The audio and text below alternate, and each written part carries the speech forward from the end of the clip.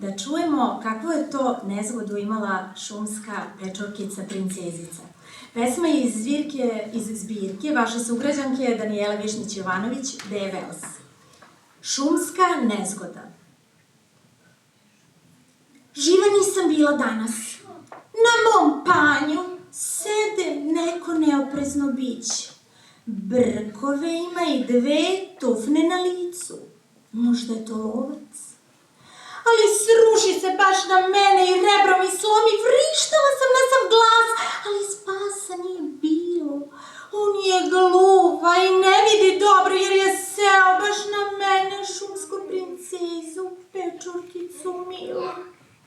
A vetar mu brke nosi, još zapali neku stvar, dimi na sve strane. Ten mi pocrneo svu me jadnu isprljao. I pitam, sada, ja vas, ko će da se sada zaljubi u mene?